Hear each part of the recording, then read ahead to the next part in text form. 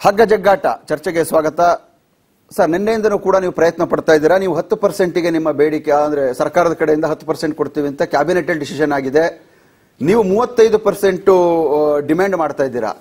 ಇಲ್ಲಿವರೆಗೂ ಕೂಡ ಮಧ್ಯದಲ್ಲಿ ಎಲ್ಲೋ ಒಂದು ಕಡೆ ಅಮಿಕಬಲ್ ಆಗಿ ಸರ್ಕಾರ ಮತ್ತೆ ನಿಮ್ಮ ಕಡೆಯಿಂದ ಸಾರ್ವಜನಿಕರ ಹಿತದೃಷ್ಟಿಯಿಂದ ಅವರ ತೊಂದರೆಗಳನ್ನ ಗಮನಿಸಿ, ಬಡ ರೋಗಿಗಳಿದ್ದಾರೆ, ಸಾಮಾನ್ಯವಾಗಿ ಇಂಥ ಸಂದರ್ಭದಲ್ಲಿ ಎಲ್ಲಾ ತರದ ನೋವನ್ನು ಅನುಭವಿಸುವಂತವರು ಬಡವರು, ನಿರ್ಗತಿಕರು.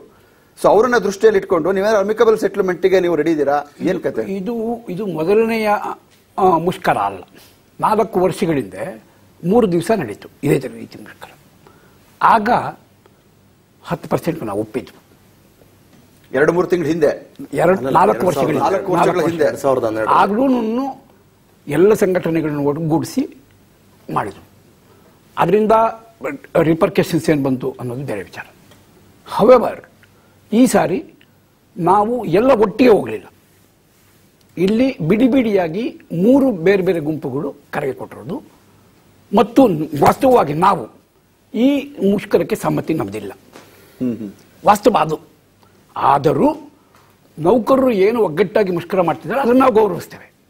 ಅವರ ಒಗ್ಗಟ್ಟನ್ನ ನಾವು ಇದು ಮಾಡೋದಿಲ್ಲ.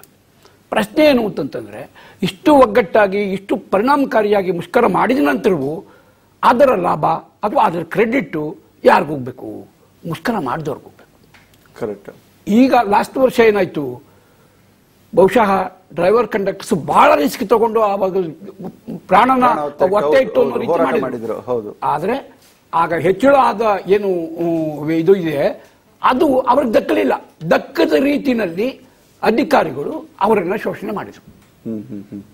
ನಾನು ಹೇಳ್ತೇನೆ, ಈಗ ಬೆಳಗ್ಗೆ ಅದನ್ನು ಒಂದು ಪ್ರಸ್ತಾಪ ಮಾಡಿದೆ. ಸಾರಿಗೆ ನೌಕರರಲ್ಲಿ 2 ರೀತಿಯ ಉದ್ಯೋಗಿಗಳಿದ್ದಾರೆ. ಒಂದು APL, ಒಂದು BPL. ಏನು APL ನೌಕರರು ಈ ಹೋರಾಟದ ಹೆಸರಲ್ಲಿ ಲಾಭ ಮಾಡ್ಕೊಳ್ತಾ ಇದ್ದಾರೆ. ಬೇಕೋ ಬೇಡವೋ, ನಾನು ಕಚೇರಿಗಳಲ್ಲಿ ಕೆಲಸ ಮಾಡುವವರು, ಸೆಕ್ಯೂರಿಟಿ ಸ್ಟಾಫ್ ಇರ್ಬೋದು, ಅಡ್ಮಿನಿಸ್ಟ್ರೇಟಿವ್ ಸ್ಟಾಫ್ ಇರ್ಬೋದು, ಇವ್ರಿಗೆಲ್ರಿಗೂ 8% ಅನ್ನೋದೇ ಅನ್ವಯ ಆಗುತ್ತೆ, ಅಥವಾ 10% ಅನ್ವಯ ಆಗುತ್ತೆ, 35% ಮಾಡಿದ್ರು ಅನ್ವಯ ಆಗುತ್ತೆ. ಕರೆಕ್ಟ್. ಆದ್ರೆ ಆ ಜನ ಎಲ್ಲಾನು ಇವತ್ತು ಏನು ನೀವು ಕ್ರಾಸ್ ಚೆಕ್ ಮಾಡಿ ಒಂದು ಇದು ಮಾಡಿ, ಎಲ್ಲರದ್ದು ಅಟೆಂಡೆನ್ಸ್ ಇದೆ. ಕಾರಣ ಏನು? ಅವರಿಗೆ ಕಚೇರಿಗೆ ಹೋಗಿ ಅಟೆಂಡೆನ್ಸ್ ಹಾಕುವಂತ ಅವಕಾಶ ಇದೆ. ಅಟೆಂಡೆನ್ಸ್ ಹಾಕಿ ಒಳಗೆ ಸೇರ್ಕೋತಾರೆ, ಅಥವಾ ಅಟೆಂಡೆನ್ಸ್ ಹಾಕಿ ಹಚ್ಕೋದ್ರು ಅವ್ರದ್ದು ನಡೆಯುತ್ತೆ. ಆದ್ರೆ ಗಂಭೀರವಾದ ವಿಚಾರವನ್ನ ಅವ್ರು ಎತ್ತಿರುವಂತದ್ದು, ಕಾರ್ಮಿಕರಲ್ಲಿ ನೀವು ಯಾರದೋ ಹಿತಾಸಕ್ತಿಗೋಸ್ಕರ ಇದನ್ನ ಹೋರಾಟಗಳನ್ನ ಬಳಸ್ಕೊಳ್ಳೋದಿದೆಯಲ್ಲ, ಇದು ಅಕ್ಷಮ್ಯ. ಇದು ತಪ್ಪು. ಅನುಭವಿಸೋದು ನೌಕರರು, ಆದ್ರೆ ಅವಕಾಶಗಳನ್ನ ದುರುಪಯೋಗ ಪಡಿಸ್ಕೊಳ್ಳುವಂತದ್ದು ನಾಯಕರು, ಕಾರ್ಮಿಕ ಮುಖಂಡರು. ಹೀಗಾಗಿ ಎಲ್ಲ ಚಳುವಳಿಗಳು ಕೂಡ ನಾಶವಾಗ್ತಾ ಇರೋದು ಅನ್ನೋ ಮಾತನ್ನ ಅವರು ತಪ್ಪದು. ಕಾರ್ಮಿಕ ಮುಖಂಡರು ಯಾರು ಇಲ್ಲ, ಸ್ವಯಂ ಜನಿತವಾಗಿ ಇವತ್ತು 1.25 ಲಕ್ಷ ಜನ ಇವತ್ತು ಸ್ವಯಂ ಜನಿತವಾಗಿ ಇವತ್ತು ಮುಷ್ಕರ ಮಾಡ್ತಾರೆ ಅಂತ ನಮಗೆಲ್ಲ ಗೊತ್ತಿದೆ. ಅದೇಂತ ಏಕ್ದಮ್ ದಿಢೀರ್ ಮುಷ್ಕರ ಮಾಡಿ ರಾತ್ರಿ ಹಗಲು ದುಡಿಯುವಂತ ಜನ, ಎಲ್ಲಾ ಜನ ಸಾರ್ವಜನಿಕರು ನಿದ್ದೆ ಮಾಡ್ತಿರೋ ಸಂದರ್ಭದಲ್ಲಿ ನಾವು ಚಾಲಕರು ಕೆಲಸಗಳು ಮಾಡ್ತಾರೆ. ಒಂದು ಕಡೆಯಿಂದ ಒಂದಕ್ಕೆ 500-600 ಕಿಲೋಮೀಟರ್ ಇವತ್ತು ಚಾಲನೆ ಮಾಡಿ ನೈಟಲ್ಲಿ 1 ಸೆಕೆಂಡ್ ನಮ್ಮ ಚಾಲಕರು ಕಣ್ಣು ಮುಚ್ಚಿದ್ರೆ ಏನಾಗುತ್ತೆ ಅನ್ನೋದು ಗೊತ್ತಿದೆ. ಅಂತ ಪರಿಸ್ಥಿತಿಯಲ್ಲಿ, ಅಂತ ಒಂದು ವಾತಾವರಣದಲ್ಲಿ ಹಲವಾರು ಜನ ಇವತ್ತು ಪ್ರಾಣ ತ್ಯಾಗ ಮಾಡಿದ್ದಾರೆ. ಹೌದು, ನಮ್ಮ ಚಾಲಕರು ಇರ್ಬೋದು, ನಿರ್ವಾಹಕರು ಇರ್ಬೋದು. ಅಷ್ಟು ಒಂದು ಹಾರ್ಡ್ ವರ್ಕ್ ಅಲ್ಲಿ ಕೆಲಸ ಮಾಡ್ತಿರ್ಬೇಕಾದ್ರೆ ಅದನ್ನೇ ಕೆಲಸ ಮಾಡೋರು ಮಾಡ್ತಾ ಇರ್ತಾರೆ, ಹಾರ್ಡ್ ವರ್ಕ್ ಮಾಡೋರು ಮಾಡ್ತಾ ಇರ್ತಾರೆ, ಇನ್ನೊಬ್ರು ನಾಯಕರು ಅಂತ ಹೇಳ್ಕೊಂಡು ರಾಜಕಾರಣ ಮಾಡೋರು ಮಾಡ್ತಾ ಇರ್ತಾರೆ ಅಂತ ವಿಜಯಕುಮಾರ್ ಇಲ್ಲ ತಪ್ಪದು. ಇವಾಗ ಕೇಳೋಣ, ಅವ್ರು ಏನು ಹೌದಲ್ವ? ನಿಮ್ಮ ಮಾತಿನ ಅರ್ಥ ಅದೇ ತಾನೆ? ಸ್ಪಷ್ಟವಾಗಿ ಅದೇನೇನೆ. ಇಲ್ಲಿ KSRTCಯ ಕಾರ್ಮಿಕರೇ ರಚಿಸಿದ ಸಂಘಗಳು ಒಂದು ಇಂಡಿಪೆಂಡೆಂಟ್ ಅಂತ ಹೇಳಿದ ಮಹಾಮಂಡಲ, ಅವರು ಒಬ್ರು, ಯುನೈಟೆಡ್ ಎಂಪ್ಲಾಯೀಸ್ ಯೂನಿಯನ್ ನಾವೊಬ್ರು. ಇನ್ನು ಮಿಕ್ಕಿದ್ದೆಲ್ಲ ರಾಜಕೀಯ ಪಕ್ಷಗಳ ಬ್ರಾಂಚ್ಗಳು. CPI party, CPM party, BJP party. Sir ಮತ್ತೆ ಮಾತಾಡಿ. ಹೀಗೆ ಆ ರಾಜಕೀಯ ಪಕ್ಷಗಳ ತತ್ವ ಇದ್ರ ಸರಿಯಾಗಿ ಇವ್ರು ನಡ್ಕೊಂಡು ಹೋಗ್ತಾರೆ. ಬೇಕೋ ಬೇಡವೋ, ಇವತ್ತು ಈ 4 ರಾಜಕೀಯ ಪಕ್ಷಗಳ ಅಂಗಸಂಸ್ಥೆಗಳೇನಿದ್ದಾವೆ ಇವು ಅವರ ರಾಜಕೀಯದ ಹಿತಾಸಕ್ತಿಯನ್ನು ಮೊದಲು ಗಮನಿಸಿ ಆ ನಂತರ ನಿರ್ವಾಹಕರು, ಚಾಲಕರ ಬಗ್ಗೆ ಗಮನಿಸುತ್ತಿದ್ದಾರೆ ಅನ್ನೋದೇ ನನ್ನ ಆಕ್ಷೇಪಣೆ.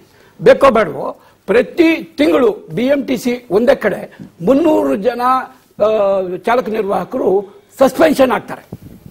4 ನಿಗಮಗಳಿಂದ ಒಂದು ತಿಂಗಳಿಗೆ 1200 ಜನ ಬರೀ ಸಸ್ಪೆನ್ಷನ್.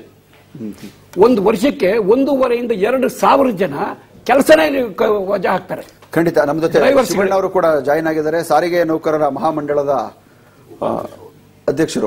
ಉಪಾಧ್ಯಕ್ಷರು. ಶಿವಣ್ಣ ಅವರ ಕಾರ್ಯಕ್ರಮ ಸ್ವಾಗತ. ಹಾಗೇನೆ ನಿಮಗೆ ಹೇಳ್ತಾ, ಈಗಾಗಲೇ 2 ತರದ್ದು ಮುಖಂಡರಲ್ಲೇ ಕೂಡ ಕಾರ್ಮಿಕ ಮುಖಂಡರಲ್ಲಿ ಒಗ್ಗಟ್ಟಿಲ್ಲ. ಕಾರ್ಮಿಕ ಮುಖಂಡರು ಒಂದೊಂದು ಪಕ್ಷಗಳಿಗೆ ಸೀಮಿತವಾಗಿದ್ದಾರೆ. ಸೊ ಹಾಗಾಗಿ ನಮಗೆ ನ್ಯಾಯ ಸಿಗ್ತಾ ಇಲ್ಲ ಅನ್ನೋದು ವಿಜಯಕುಮಾರ್ ಅವರ ಆರೋಪ. ಸೊ ನೀವು ಈಗ ಲೇಟಾಗಿ ಬಂದಿದ್ದೀರಾ, ಸಂಜೆ ಏನಾದರೂ ಸರ್ಕಾರದ ಜೊತೆ ಏನಾದ್ರು ಮಾತುಕತೆ ನಡೆಸಿ ಬಂದ್ರ?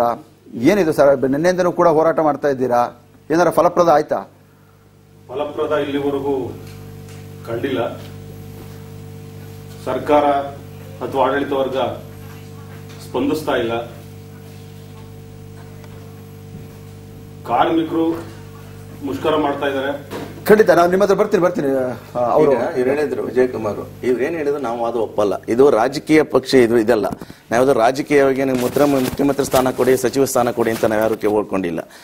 ಇರ್ಬೋದು ಪಕ್ಷಕ್ಕೆ ಅದು ಒಂದೇ ಆದಂತ ಅವ್ರವ್ರ ಇದಕ್ಕೆ ಪಕ್ಷಕ್ಕೆ ಇದಾಗಿದೆ. ನ್ಯಾಷನಲ್ ಟ್ರೇಡ್ ಯೂನಿಯನ್ ವೈಯಕ್ತಿಕವಾಗಿ ಸ್ವಂತ ಲಾಭವನ್ನ ಯಾವ ಮುಖಂಡರು ಮಾಡ್ಕೊಂಡಿಲ್ಲ.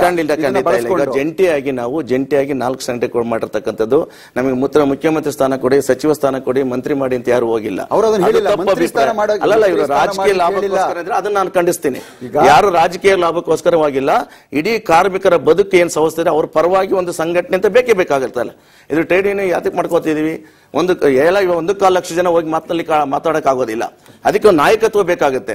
ನಾಯಕತ್ವ ಕೊಟ್ಟಿರ್ತಕ್ಕಂಥ 4 ನಾವು ಜಂಟಿ ಸಮಿತಿ ಮಾಡ್ಕೊಂಡಿದ್ದಾರೆ. ಮುಖಂಡತ್ವ ಬೇಕಾಗುತ್ತೆ. ಮುಖಂಡತ್ವದಿಂದ ಮಾತಾಡಿದೀವಿ. ರಾಜಕೀಯ ಪಕ್ಷ ಉಳ್ಳೋದೇ ರಾಜಕೀಯ ಪಕ್ಷದ ಬಗ್ಗೆ ಪ್ರಶ್ನೆ ಬರಬೇಕಾಗಿಲ್ಲ. ಇಲ್ಲಿ ಅದು ಅವಶ್ಯಕತೆ ಇಲ್ಲ. ನಮ್ದೇನು ಇವತ್ತು ಬೇಡಿಕೆ ಇದೆ, 35% ಕೊಟ್ಟಿದ್ದೀವಿ. ಕುಂತು ಮುಖ್ಯಮಂತ್ರಿ ಚರ್ಚೆ ಮಾಡ್ಬೇಕು ನ್ಯಾಯತ್ವ. ನಾವು ಇವತ್ತು ರಾತ್ರಿ ಬೇಕಾದ್ರೆ ಸಿದ್ಧವಾಗಿದ್ದೀವಿ. ಆದ್ರೆ ಹಠಮಾರಿತನ ಏನ್ ಮಾಡ್ತಾ ಇದ್ದಾರೆ ಸರ್ಕಾರ, ಅದನ್ನ ಪ್ರೊಫೆಸರ್ ಕೆ ಶರ್ಮಾ ಅವರಿದ್ದಾರೆ, ಗೌರವಾಧ್ಯಕ್ಷರು ನೌಕರರ ಮಹಾಮಂಡಲ. ಸರ್ ನಮಸ್ತೆ. ಶರ್ಮಾ ಅವರೇ ನಮಸ್ತೆ. ನಮಸ್ಕಾರ, ಹೇಳಿ ಸರ್. ಏನಾಯ್ತು ಬೆಳಗ್ಗೆ ನಿನ್ನೆಯಿಂದನೂ ಕೂಡ ಹೋರಾಟ ಮಾಡ್ತಾ ಇದ್ದೀರಾ? ಸರ್ಕಾರದವ್ರು ಯಾರಾದ್ರೂ ಸಿಕ್ಕಿದ್ರಾ? ಸಿದ್ದರಾಮಯ್ಯ ಏನಾದ್ರು ಸಿಕ್ಕಿದ್ರಾ? ರಾಮಲಿಂಗಾರೆಡ್ಡಿ ಅವರು ಏನಾದ್ರು ಹೇಳಿದ್ರಾ? ನಿಮ್ಮ 35% ಬೇಡಿಕೆ ಎಲ್ಲಿಗೆ ಬಂತು? ಅವರಿಂದ ಯಾವುದೂ ರೀತಿಯಾದಂತಹ ಸ್ಪಂದನೆ ನಮಗಂತೂ ನೇರವಾಗಿಲ್ಲ. ಜಂಟಿ ಸಮಿತಿ ಜೋಡಿ ಕೂಡ ಯಾವುದೂ ರೀತಿಯಾದಂತಹ ಪ್ರಪೋಸಲ್ಸ್ ಕೊಟ್ಟಿಲ್ಲ, ಮಾತುಕತೆಗೂ ಕೂಡ ಕರೆದಿಲ್ಲ. ಆ ಒಂದು ಹಿನ್ನೆಲೆಯಲ್ಲಿ ಈ ಒಂದು ಸನ್ನಿವೇಶ ನಿರ್ಮಾಣ ಆಗಿದೆ. ನಾವಂತೂ ಮಾತುಕತೆಗೆ ಮುಕ್ತವಾಗಿದ್ದೀವಿ ಅಂತನ್ನುವಂತಹ ಸಂದೇಶವನ್ನ ಮಾಧ್ಯಮಗಳ ಮೂಲಕನೂ ಕೊಟ್ಟಿದ್ದೇವೆ, ನೇರವಾಗಿ ಕೂಡ ಕೊಟ್ಟಿದ್ದೇವೆ. ನಾವು ಸಂಧಾನಕ್ಕೆ ಮತ್ತು ಮಾತುಕತೆಗೆ ಸದಾ ಸಿದ್ಧರಾಗೇ ಇರ್ತೇವೆ.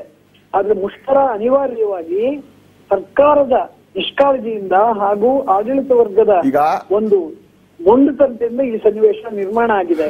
ಆ ದೃಷ್ಟಿಯಿಂದ ಈಗಲೂ ಕೂಡ ಕಾಲ ಮೀರಿಲ್ಲ. ಮೊನ್ನೆ ಮುಖ್ಯಮಂತ್ರಿಗಳು ಕೂತ್ಕೊಂಡು ಜಂಟಿ ಸಮಿತಿ ಜೋಡಿ ಚರ್ಚೆ ಮಾಡಿ ಒಂದು ಇತ್ಯರ್ಥಕ್ಕೆ ಬರಲಿ ಅಂತನ್ನುವಂತಹ ಸಲಹೆಯನ್ನ ನಾನು ಜಂಟಿ ಸಮಿತಿ ಪರವಾಗಿ ಕೊಡಬಯಸ್ತೇನೆ.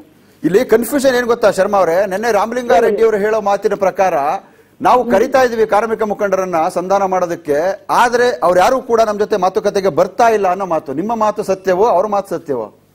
ಅದು ಸರಿಯಾದ ನಿಲುಮೆ ಅಲ್ಲ. ನಾವು ಸಿದ್ಧವಾಗಿದ್ದೇವೆ. ಎಲ್ಲಿಗೆ ಬರ್ಬೇಕು ಅಂತ ಹೇಳಿ ಮೆಸೇಜ್ ಕೊಡ್ಲಿ, ಕಮ್ಯುನಿಕೇಶನ್ ಕೊಡ್ಲಿ, ನಾವು ಅಲ್ಲಿಗೆ ಹೋಗೋಕ್ ತಯಾರಿದ್ದೇವೆ. We are not against talks. ನೀವು ಅವ್ರ ಜೊತೆ ಹೇಳಿ ಮಾತಾಡಿ. ಅದು ಮಿಸ್ಲೀಡಿಂಗ್ ಇಂಪ್ರೆಷನ್ ಕೊಡ್ತಾ ಇದ್ದಾರೆ ಅವರು. ಅಲ್ಲಲ್ಲ, ಈಗ ಏನ್ ಗೊತ್ತಾ ಶರ್ಮಾ ಅವರೇ, ಬೇಷರತ್ತಾಗಿ ಬನ್ನಿ. ನೀವು ಯಾವುದೇ ಕಾರಣಕ್ಕೂ ಒಂದ್ ಕಡೆ ಮುಷ್ಕರವನ್ನ ಮಾಡ್ತಾ ಮಾತುಕತೆ ನಡೆಸೋದಕ್ಕೆ ಸಾಧ್ಯವಿಲ್ಲ. ಬೇಷರತ್ ಮಾತುಕತೆಗೆ ಬನ್ನಿ. ಮುಷ್ಕರವನ್ನ ನಿಲ್ಲಿಸಿ ಮಾತುಕತೆ ಆಡ್ಬೋದಾ? ನಾನು ಹೇಳೋ ಪ್ರಶ್ನೆ ಏನಿದೆ ಅಂತಂದ್ರೆ, ಮುಷ್ಕರಕ್ಕೆ ಯಾರು ಕಾರಣರು ಅದನ್ನ ಮುಖ್ಯವಾಗಿ ಗುರುತಿಸ್ಬೇಕು. ಯಾಕೆಂತಂದ್ರೆ ಇವತ್ತು ಯಾರು ಪ್ರೆಸ್ಟೇಜ್ ಅಂತ ತಗೋಬಾರ್ದು. ಇದನ್ನ ಒಂದೇನಿದೆ, ನಾವು 22 ದಿನಗಳ ಕಾಲ ನೋಟಿಸ್ ಕೊಟ್ಟು, ಅದು under the industrial disputes act ಕೊಟ್ಟು, ನಾವು ಮುಷ್ಕರಕ್ಕೆ ಅನಿರ್ದಿಷ್ಟಾವಧಿ ಮುಷ್ಕರಕ್ಕೆ 25ರಿಂದ ಹೋಗ್ತೀವಿ ಅಂತ ಅನ್ನೋದು ತಿಳಿಸಿದ್ರು ಕೂಡ 20ನೇ ತಾರೀಕಿನ ತನಕ ಕೂಡ ಯಾವುದೇ ರೀತಿ ಕ್ರಮ ಇಲ್ಲ. 17 days ದೇ ಹ್ಯಾವ್ ಲಾಸ್ಟ್. ಅಂದ್ರೆ ಇರೋದೇನು ಅಂತಂದ್ರೆ, ನಾವು ಮಾತುಕತೆಗೆ ರೆಡಿ ಇದ್ದೀವಿ, ಅವ್ರು ಬರ್ತಾ ಇಲ್ಲ ಅಂಶ ಇದೆಯಲ್ಲ, ಇದು ಸಾರ್ವಜನಿಕರನ್ನ ತಪ್ಪುದಾರಿಗಳಿರುವಂತಹ ಒಂದು ಹೇಳಿಕೆ. ನಾವಂತೂ ಸಿದ್ಧವಾಗಿದ್ದೇವೆ. ಎಲ್ಲಿ ಬರ್ಬೇಕು ಹೇಳ್ರಿ, ನಾವು ಹೋಗ್ತೀವಿ, ಮಾತಾಡ್ತೀವಿ. ಎರಡೂ ಕಡೆನೂ ಕೂಡ ಈಗ ಪ್ರಭುತ್ವ ಪ್ರತಿಷ್ಠೆ ತೆಗೆದುಕೊಂಡಿದೆ ಅಂತ ನೀವು ಹೇಳ್ತೀರಾ, ಅವರು ಅದೇ ಮಾತು ಹೇಳ್ತಾ ಇರೋದು. ಹೋರಾಟಗಾರರು, ಚಳುವಳಿಗಾರರು ಕೂಡ ಇದನ್ನ ಪ್ರತಿಷ್ಠೆಯಾಗಿ ತೆಗೆದುಕೊಳ್ತಿದ್ದಾರೆ. ಬರ್ತೀವಿ ಅಂತಂದಾಗ ಪ್ರತಿಷ್ಠೆ ಹೇಳಿ, ಮಾತುಕತೆ ಬರೋದಿಲ್ಲ ಅಂದ್ರೆ ಪ್ರತಿಷ್ಠೆ, ಮಾತುಕತೆಗೆ ಬರ್ತೀವಿ ಅಂತ ಹೇಳ್ತಾ ಇದ್ದೀವಲ್ಲ, ಪ್ರತಿಷ್ಠೆ ಎಲ್ಲಿದೆ?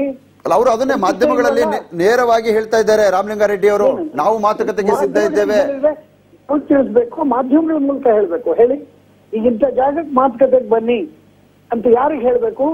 ಮಾಧ್ಯಮಗಳ ಮೂಲಕ ಹೇಳ್ತಾರಾ? ಅಲ್ಲ, ಯಾರೀಗ ನಿಮಗೆ ಈಗ 10 ಜನ, ಈಗ ಇಲ್ಲಿ ವಿಜಯ್ ಕುಮಾರ್ ಅವರು ಮಾತನಾಡ್ತಾ ಇದ್ರು.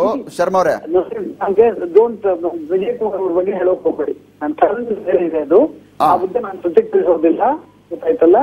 ನಾನು ಸ್ಟ್ರೈಕ್ ಬ್ರೇಕರ್ಸ್ ಬಗ್ಗೆ ಪ್ರತಿಕ್ರಿಯಿಸೋದಿಲ್ಲ ಯಾವ ಮಾತು ಕೂಡ. ಒಂದು ಮಾತನ್ನು ಸ್ಪಷ್ಟಪಡಿಸ್ತೇನೆ, ಗೊತ್ತಾಯ್ತಲ್ಲ. ಒಂದು, ನಾವು ಮಾತುಕತೆಗೆ ಸಿದ್ಧವಾಗಿದ್ದೇವೆ ಅನ್ನೋ ನಿಲುಮೆಯನ್ನು ನಾನು ಸ್ಪಷ್ಟಪಡಿಸಬಯಸ್ತೇನೆ. ಈಗ 35% ನಿಮ್ಮ ಬೇಡಿಕೆ, 10% ಈಗಾಗಲೇ ಕ್ಯಾಬಿನೆಟ್ ಡಿಸಿಷನ್ ಆಗಿದೆ. ಒಂದು ವೇಳೆ ಏನದು ಅಮಿಕಬಲ್, ನಿಮಗೆ 35% ಬೇಕಾ? ಓಕೆ, ಶರ್ಮಾ ಅವ್ರದ್ದು ಫೋನ್ ಡಿಸ್ಕನೆಕ್ಟ್ ಆಗಿದೆ. ನಾನು ಶಿವಣ್ಣ ಅವರಿಗೆ ಕೇಳ್ತೀನಿ. ನಾವು 24x7 ಮಾತುಕತೆಗೆ ತಯಾರಿದ್ದೇವೆ. ಮಾತುಕತೆ ಕರಿತಾ ಇಲ್ಲ.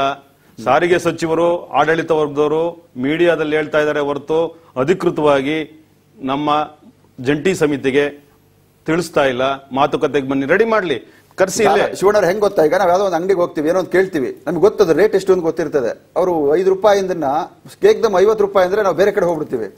ಆ ರೀತಿಯಲ್ಲಿ ಸರ್ಕಾರ 10% ಈಗಾಗಲೇ ಘೋಷಣೆ ಮಾಡಾಗಿದೆ, ಕೊಟ್ಟ ಕ್ಯಾಬಿನೆಟ್ ಡಿಸಿಷನ್ ನಿರ್ಧಾರ ಆಗಿದೆ. ಈಗ 35% ಅಂತಂದ್ರೆ ಒಂದು ರೀತಿ ನೀತಿ ಬೇಡವಾ, ರಿವಾಜು ಬೇಡವಾ ಅನ್ನೋದು ಪ್ರಭುತ್ವದ ಉದಾಹರಣೆ, ಪ್ರಭುತ್ವದ ಮಾತು. ನೀವು ಅದಕ್ಕೆ ಏನ್ ಹೇಳ್ತೀವಿ? 35% ತುಂಬಾ ಆಯ್ತು. ಏಕೆ ಹಠಾತ್ ಮುಷ್ಕರ ಕೇಳಲಿಲ್ಲ ನಾವು. ಕಾನೂನು ಪ್ರಕಾರ ಕಾನೂನುಬದ್ಧವಾಗಿ ನೋಟಿಸ್ ಕೊಟ್ಟು ಮಾತುಕತೆ ಕರೀರಿ ಅಂತ ಎಷ್ಟು ಹೇಳಿದ್ರು ಕೂಡ ಅವರು ಮಾತುಕತೆ ಕರೀಲಿಲ್ಲ. ಜೂನ್ 25ನೇ ತಾರೀಕು ಮುಷ್ಕರ ಮಾಡ್ತೀವಿ ಅಂತ ನೋಟಿಸ್ ಕೊಟ್ಟರು ಕೂಡ ಅವರು ಮುಷ್ಕರ ಆದ ನಂತರ ಇವಾಗ ಹೇಳ್ತಾ ಇದ್ದಾರೆ ನಾವು ಮಾತುಕತೆಗೆ ತಯಾರಿದ್ದೀವಿ ಅಂತ ಹೇಳ್ಬಿಟ್ಟು.